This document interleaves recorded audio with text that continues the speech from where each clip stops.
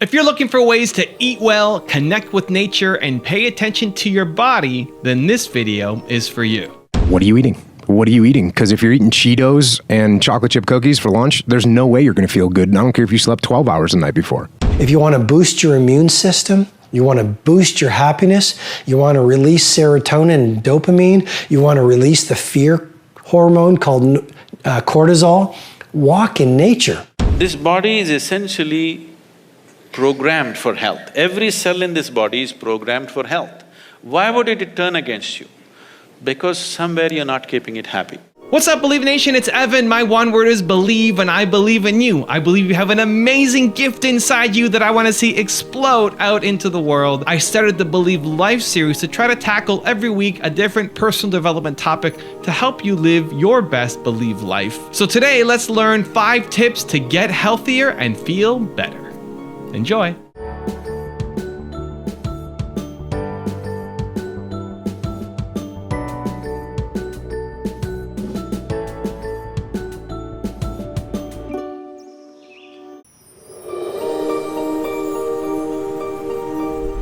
Tip number 1 is eat well and exercise with Joe Rogan and Jocko Willink. There's a lot of people that are eating shit food, and then by the end of the day, your body's in a crisis. Your body's just processing all this bullshit. Yeah, and people ask me that too. They go, how much do you sleep? First of all, I get asked all the time. So I go to bed around 11. I wake up around 4:30 every day. So that's 5.5 hours. Sometimes I sleep more than that. Sometimes I go to bed at 10, 10:30, 11. Sometimes I stay up later.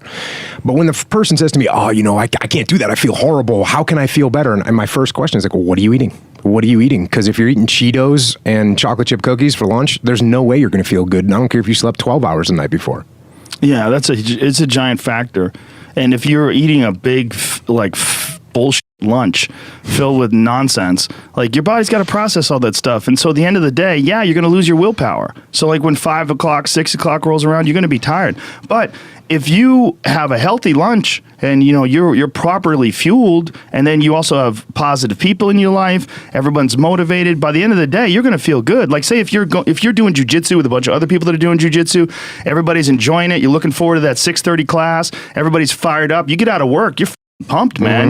What you're doing when you get out of work, you're fueling up with water. You're trying to get some electrolytes in you because you're going to get out there on the mats and you're going to sweat it out. Yeah, and the thing you got to do too is when you get done with work and it was a grind and you ate crappy food and whatever happened and you got yelled at by your boss or whatever, and the real easy decision is to be like, I'm not going to go train tonight. Those are the nights you got to train because that is going to kick you back onto track real quick. When you get in there and you see your boys and they're getting ready to tear you up on the mats, and that's going to get you on track as opposed to going home and watching TV, which isn't going to do anything for you. Yeah, and if jiu-jitsu's not your thing, whatever the your thing is, just go and do it. Just force yourself to do it. And if you feel like because you ate lunch, then your lunch was, filled with bullshit, well then, hey dummy, don't eat lunch tomorrow. Tomorrow, try a nice salad. Yeah. Try a salad with some salmon and see how you feel then. You're like, hey, I feel way better today at 6 o'clock. Duh. Yeah. Now your decision making will be better.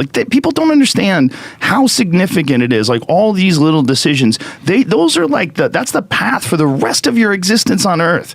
And if you decide to go to Cheetos chocolate chip cookie route, you're just making a path. You're carving your path through broken rocks and glass, and it's not the way to go. Yeah, there's no doubt that the life change decision isn't one big decision that you make. It's all these little tiny decisions. It's having a salad instead of Cheetos. That's what it is on a daily basis. And if you think about that, and then you just make the right decision on those little things, that's where the change happens. Tip number 2 is connect with nature with Robin Sharma. One of my favorite protocols is the daily nature walk. I love walking in the woods. I often listen to audiobooks in the woods. I call it reading while walking. Reading while walking. So I go to this place. It's sort of my creative forest. There's not a lot of people in there, and I walk for 1 hour. I breathe in the air. I look at the lush scenery. I listen to a different audiobook. It's almost like a walking meditation as well. Sometimes I don't listen to an audiobook and I just walk and I touch the earth. It's almost like I'm thanking the earth, connecting with the soil. Yes, I'm wearing shoes. I don't want to get too esoteric here, but there's a lot of really good research saying if you want to boost your immune system, You want to boost your happiness. You want to release serotonin and dopamine. You want to release the fear hormone called cortisol. Walk in nature. And so when I walk, I connect with nature. Tip number 3 is do the 2-minute meditation with Tony Robbins. So do a little exercise with me. Look around, I'm gonna test you. Find everything you can see in this room that's brown. Brown people, brown clothing, brown things. Anything that's brown, I'm gonna test you. Look around, look behind you, don't miss anything. Close your eyes. Tell me everything you just saw that was red. Okay, open your eyes and look for red this time. Find red, you gotta find red anywhere. Look for red, look for red, look for... How many found a lot more red this time and didn't have it in your head before? Raise your hand. Why? Because we get what we look for. Seek and ye shall find. And I'll prove it to you. You'll even find things that aren't there just to feel successful. I'll prove it to you. You'll find whatever you're looking for. How many saw beige stuff, called it brown just to feel successful? Let me see your hands. How many saw burgundy, called it red just so you could succeed, right? So if you think you're messed up, you're gonna find messed up stuff in yourself. You'll color it or someone else. If you think you're great, you're gonna find great things. So if you wanna free yourself, I'm gonna do a quick little meditation at the end. You gotta realize that we all suffer at times. And if you wanna end suffering, you have to make the most important decision in your life, which says, I'm gonna live in a beautiful state every day, no matter what, even when it doesn't go my way, even when there's injustice, even when people are unfair. Because are people gonna be unjust and unfair in our lives, yes or no? And are you gonna be unjust and unfair at times without meaning to be, yes or no? So if people have to behave a certain way for us to be happy, you're not gonna stay happy. So let's do a 2-minute meditation really fast. Now, it's not meditation like traditional, not think of something. How many of you have something in your life, some unfinished business that's stressful, and so you put it off and don't even try to think about it? It could be in your business, could be in your personal life, could be a relationship. How many got something at home or at work that needs to be handled and you put it off because you're so stressed, you got so much going on? Who's got something like this? Can you think of one specifically? Yeah. Awesome. If you don't raise your hand, you'll lie about other things too, but that's okay. We'll talk about it later on. So here's what I want you to do. On a 0 to 10, if you were to try to deal with that right now, honestly, 10 is totally stressful, 0 is not at all. Where is it? Tell me the number. Say it out loud. 7. How many got one 7 or above of stress if you focused on it? Perfect, because that'll help you change. Now, I'm gonna give you a quick technique for 2 minutes. I got dozens and dozens of these, but it'll work for most of you, you'll see. So here's what we found. Research has been done on how we get stressed, and there's something interesting they discovered. When you're born, your heart starts to beat. That's birth. That's when you're alive. I don't mean born outside, I mean inside the womb. There's no brain when your heart starts to beat. What makes your heart beat? It has its own intelligence, and it affects your brain, it affects your life, it affects everything. When we get in our head, we're dead. We overanalyze, we look at things, we get stressed out, but in our heart, we know the answer. So these researchers they were nominated for a Nobel Prize because they found that if you focus on your heart, you put your hands on your heart. Let's go ahead and do it. Put your hands on your heart. In fact, if you would you stand up? I think it'll get more of your body engaged. You've been sitting so long. Shake your body out just for a second here, just for a second. If you're at home, do the same, right? All right, now, put both your hands on your heart. Breathe deep inside your heart, meaning close your eyes if you would, and feel your hands touching your heart. Feel the power of your heart. And what we're gonna do is for 2 minutes, we're just gonna get grateful. Remember earlier I said, the 2 emotions that mess us up are anger and fear. They mess up your relationships, they mess up your financial decisions, they mess up career stuff, they mess up things with our kids. But when you're grateful, you can't be angry. When you're grateful, you can't be fearful. So we're gonna spend 2 minutes of gratitude, but we're gonna focus on our heart because research shows wherever focus goes, energy flows. And when you focus on the heart, it changes literally how your brain functions. I could show you an image of when you're frustrated and you'll see EEGs, EKGs. That's the electrical power in your brain and your heart, and they're jagged and they're all over. We'll probably put it on the screen when they cut this. But if you breathe in your heart for 2 minutes, focusing on 3 things you're grateful for, they literally become in sync. They round and they're one. And when they're one, your heart has the answer. So breathe deep in your heart and let's begin. As you breathe deep in your heart, feel the power of your heart. Feel the strength of your heart. Feel the beauty of your heart. What are you proud your heart has guided you to do in this life? Or to give? Or to enjoy? Or to love? Feel the power of your heart. It beats 100,000 times a day and you don't have to do it. You don't have to do anything. In fact, something loved you enough to give you this heart at the very beginning. You didn't have to earn it, did you? You didn't have to prove yourself. You didn't have to prove your worth. Something knows your worth and gave you this gift. You can call it God, the universe, whatever you call it, but feel that powerful heart that beats and is always there for you and has been for decades, and give thanks for it. And as you're breathing in this sense of appreciation and gratitude, we're going to take about 1.5 minutes and focus on 3 moments in your life you could feel deeply grateful for. They could be any 3 moments. It could be from your childhood. It could be from today. It could have been from 10 months ago. Any moment that you could step back in that memory as if you were there and fill up with a sense of gratitude. So right now, I'd like you to think of one of those moments. A magic moment, a beautiful moment from any stage of your life. What's been one of the most beautiful moments of your life? Having my daughter. Yes. So breathe deep, breathe in your heart, and step into that moment that you cherish. And fill up with appreciation, with gratitude, with joy. And feel yourself going into a beautiful state as you breathe in your heart and feel like you're there. Think of a second moment now that you could be deeply grateful for.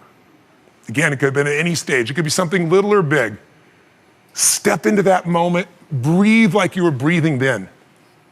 See what you were seeing then. Hear and feel what you were hearing and feeling then. And fill up with that feeling of gratitude, of enjoyment. And then finally, one more moment that you could feel grateful for. What would be a really beautiful moment in your life you could relive? Step into that moment now. Breathe deep into it. See what you saw, hear what you heard, feel what you felt. Fill up. Fill up with love or gratitude or joy. And if you can feel it, it feels good, make a sound. Don't hesitate, like a little kid. Make a sound that feels good to you. Just go, make the sound. Do it again. And one more time and make it even louder. That's awesome. Now, continue to feel your heart in this gratitude. I bet there have been times in your life where things happened for you that you didn't make happen, or like a coincidence. You went to go do something and you met somebody you love, or do something that led to a career or a friendship. What's a coincidence you're grateful for that led to something beautiful? And what if life was always happening for you, not to you? What if you really believed that even the pain was a gift because it got you to grow or change or expand? What if everything was happening for you? And now you're in a really beautiful state. Keep breathing in your heart. And then to finish this, all you've got to do is end this sentence for me. Keep breathing in your heart, not your head, your heart. Fill up with that gratitude. And then ask yourself about that thing that used to stress you a few minutes ago. Say, all I need to remember, all I need to focus on, all I need to do in that situation is what? And trust your heart. It knows the answer that fast. Feel your heart. All I need to focus on in that situation, all I really need to do, all I need to really appreciate or feel or experience, all I need to focus on, all I need to believe, all I need to do is what? And your heart knows the answer. Raise your right hand with your eyes closed if you know the answer. If you know exactly what to do to resolve the situation, raise your right hand nice and high if you would right now. And keep your hand up. As soon as you got it, raise your hand. Perfect. Keep your hand up. And then open your eyes and look at the percentage of people who just in 2 minutes have figured out how to solve what was so stressful. If you look around, it's about 90%. For those of you that are still there, you're kind of hanging on a little bit. And for those that are doing that, there are other techniques, but did it reduce it? Yes, even for those. So for you, ma'am, you didn't, which one didn't raise your hand? One of you didn't raise your hand. Yeah, so did it reduce it for you? So where was it and where is it now? Oh, it went from a 9 to a 6. So we could do a second one and we'll stack it. So what I want you to do is, this is a way in 2 minutes, you're starting to feel stress, you breathe in your heart, you focus on what you're grateful, 3 things, and then you look at the problem and from your heart you solve it. How many got it? Let me see your hands. How many got it like this? Give yourselves a big hands. Beautiful experience. Tip number 4 is prioritize sleep with Brendan Burchard. We've known for a very long time, only about 50 years of real research, that if you're not getting enough sleep, your cognitive abilities throughout the day go down, your creativity goes down, your stress goes up, your bad decision making goes up, and your ability to handle conflict or life challenges and be resilient and happy and positive all goes to So, what do? How do you get more sleep? How do you finally manage this part of your life? Because look, we all have a lot of expectations, a lot of demands in our lives. And so at some point we start believing the hype out there that oh hey, you can get by on, 3-4 hours of sleep. Don't worry about it, just sleep a little less, get up a little earlier. And we start telling ourselves this big lie that we can get away with less sleep, even though we have 50 years of science saying we can't. Especially today, there's this popular myth that, you can take, sleep for 2 hours, rest, take a nap for 30 minutes here and there, or sleep for 4 hours and nap and meditate throughout the day to catch up. And the reality is we know that's not possible for the vast majority of people. And people say, well, but Brendan, the Navy SEALs can do it. I'm like, yes, but you're not a Navy SEAL. And they hate it, and they call it Hell Week when they do that, okay? Most normal, average, must perform, must be awesome, care about your high performance, and have to be smart people throughout the day really must sleep 7 to 8 hours a night. And tip number 5, the last one before the bonus, is pay attention to your body with Sadhguru. The thing is, we created this body from inside. So the manufacturer of this body is inside. So if you have a repair job to be done, would you like to go to the manufacturer or to the local mechanic?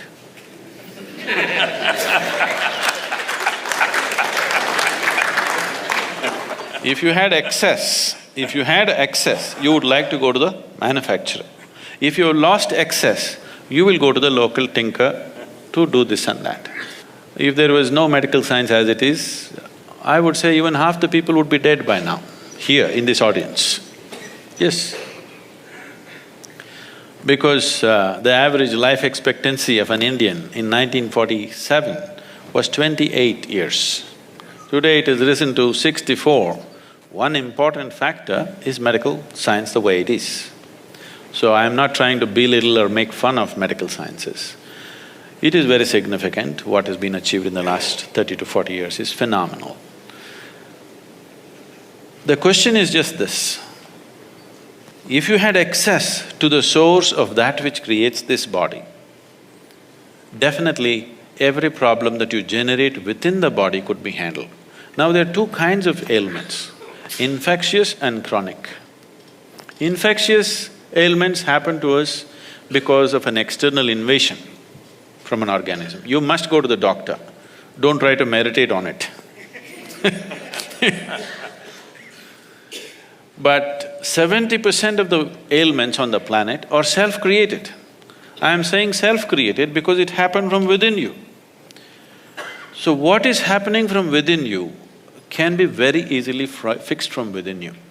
What comes to you from outside, you need outside help for that.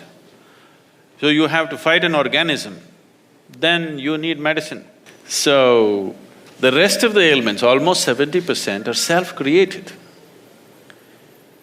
Why would your body work against you? This body is essentially programmed for health. Every cell in this body is programmed for health. Why would it turn against you? Because somewhere you're not keeping it happy. To put it in a very simple language, why would your own family turn against you? Somewhere they're not happy with you, isn't it? Yes or no? They're not happy with you with something that you're doing. So similarly, some cells in the body, some parts of your body are not happy with you for some reason. You must pay a little more attention. There is a way, a systematic way of paying attention to this one, because everything in this body was created from within. When it is so, can't it fix from within? So this is not a miracle. I want people to understand this is not a miracle. What is a miracle is, suppose you did not know what is electricity. I came here and I just press that part of the wall and lights come on. Who do you think I am? Suppose, 1,000 years ago, if I had a cell phone, I could just pull out the cell phone and talk to somebody in America. You would think I'm God, isn't it? So what is a miracle is that which you do not understand, that which is not fitting into your logical perception seems miraculous to you. As your logic evolves, so many things which were miracles 100 years ago are normal things in our day-to-day life today, isn't it? Isn't it so? So it is not a miracle, it's just a deeper understanding of your own, the way you're constructed. So this is something that we need to pay attention to. Thank you guys so much for watching. I hope you enjoyed. I'd love to know, what did you think of this video? What was the biggest takeaway that you're going to immediately apply to your life somehow? Please write it down in the comments below. I'm curious to find out, but also when you write it down, it's much more likely to stick for yourself as well. I also want to give a quick shout out to Bishimo. Thank you so much, man, for picking up a copy of both of my books, taking that picture and then tweeting it out. I really appreciate the support, man, and I hope you enjoy both of your reads. So thank you guys again for watching. I believe in you. I hope you continue to believe in yourself and whatever your one word is. Much love. I'll see you soon.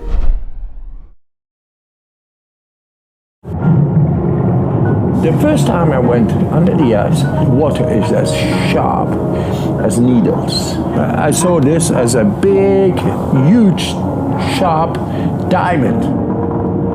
At 35 meters, I lost sight because the retina, it froze. I couldn't see nothing. I couldn't breathe, of course. And then my consciousness succumbed into a lower consciousness. This is survival. I do not fear death. I fear not to live fully. If I live fully, I'm not into death. I'm living. It isn't all about breaking records. Wim's mission is to use his body as a laboratory to revolutionize our understanding of physiology. In 2011, he was injected with a bacterial endotoxin in an experiment that challenged our understanding of the nervous system. In normal humans, the injection should cause a strong immune response, leading to fever, chills, and headaches, but not in Wim. It appeared that he was somehow able to suppress his immune response by making his body secrete adrenaline, suggesting that his method can allow us to influence our immune system at will. Scientists thought he might just be a freak of nature, so to further prove this theory, they performed the same experiment on 12 subjects Wim had trained in Poland, and the same thing happened. Normally, it's very difficult to increase your adrenaline levels by your own will. Adrenaline is released by the autonomic nervous system. And autonomic means that you cannot voluntarily influence it. So if you walk outside and you are robbed on the street, you will have a heart rate of 160 and your blood pressure will be sky high within seconds. But if I ask you now to increase your heart rate, you cannot do that. You cannot voluntarily modulate that. And with the techniques of Wim Hof, we show that he was able to increase his adrenaline levels to very high concentrations, even higher than people that go bungee jumping for the first time. That was something that we didn't think possible before that. So let me give you the one word secret to happiness. One word, this is all you need to be happy. The most important word ever. If you had to think of one word that's most important to you or that sums you up or that would be kind of like a little beacon. Hey Believe Nation, if you want to know what the most important one word is for Tony Robbins, Gary Vaynerchuk, Oprah Winfrey, will.i.am, and Howard Schultz, I have a very special secret video for you. Check the description for details.